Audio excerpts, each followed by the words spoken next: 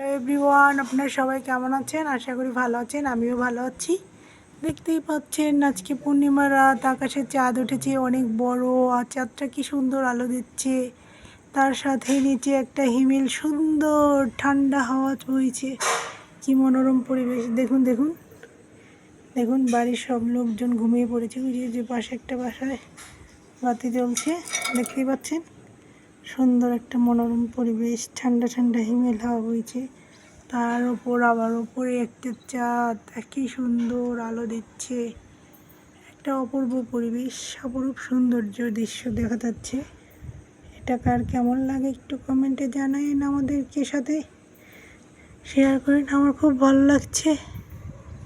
দেখতেই পাচ্ছেন রাতের আকাশ কি চকচকে লাগছে।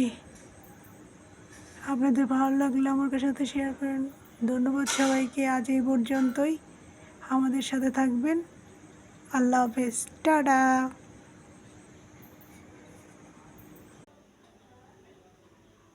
রূপসাগরের রূপালি তোর ডিগে ডিগে চলা, ঠান্ডা চোখে লাগছে তোকে জলসা কিরণ মালা।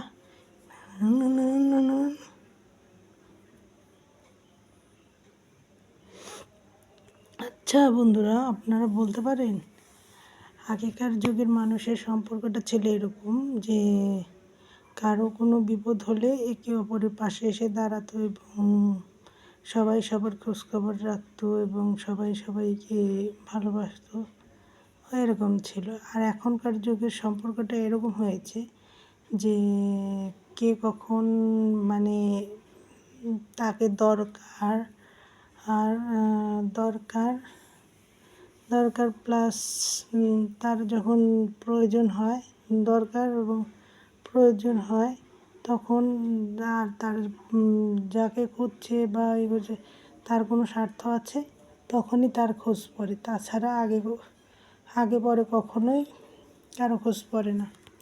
তখনই খোঁজ পড়ে যে এ কোথায় আছে, কেমন আছে, ভালো আছে, আগে একটু জিজ্ঞাসা করি বা ফোন টোন দিই। এটা আগেকার যুগে তা ছিল না।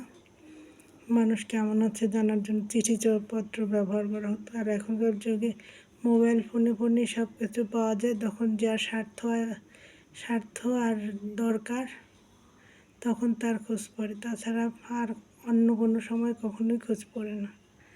বুঝতেই পারছেন ব্যাপারটা কীরকম, ভাবতেই কেমন লাগে। স্বার্থের দুনিয়ায় স্বার্থ ছাড়া কেউ খোঁজ তো দূরের কথা, কথাও বলে না। এটাই হলো